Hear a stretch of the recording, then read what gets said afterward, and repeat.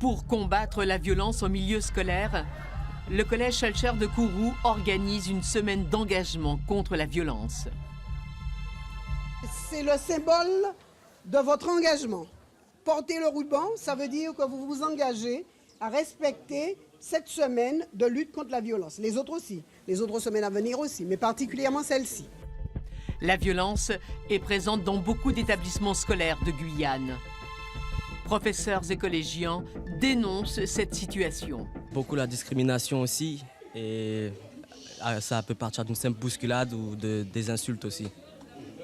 Aussi, il y a des vols, et il y en a qui profitent beaucoup, sont plus petits que soi et plus faibles que soi. Une affaire secoue en ce moment le monde scolaire en Guyane. Le viol présumé par 2 collégiens d'une élève souffrant de troubles mentaux.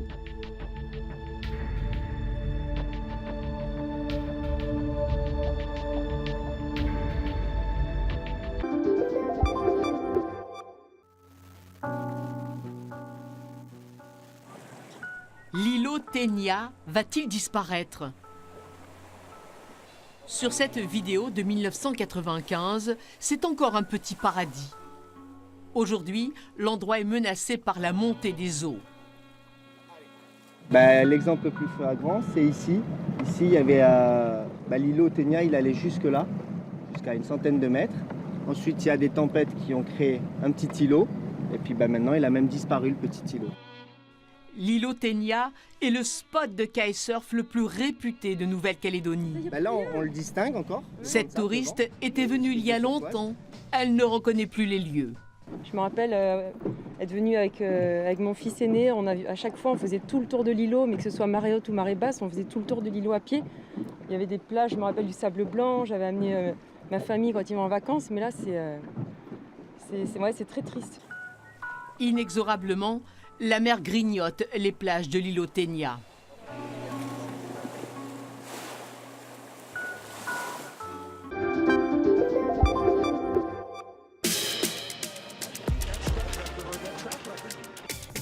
Dorian Otterville va participer à ses premiers Jeux olympiques. Le sportif antillais a intégré l'équipe française de bobsleigh.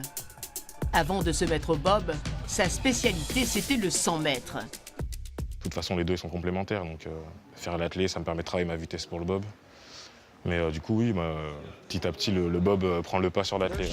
Son coach adapte son entraînement à sa nouvelle discipline. Ce qui change un peu, c'est qu'en athlé, il utilise le haut du corps, alors que là, le haut du corps est essentiellement utilisé pour pousser le bob, mais pas pour créer de la vitesse. On a réduit vraiment au strict minimum, et c'est vraiment le travail de démarrage sur les premiers mètres, quoi. À Pyeongchang, Dorian a un seul objectif, monter sur le podium.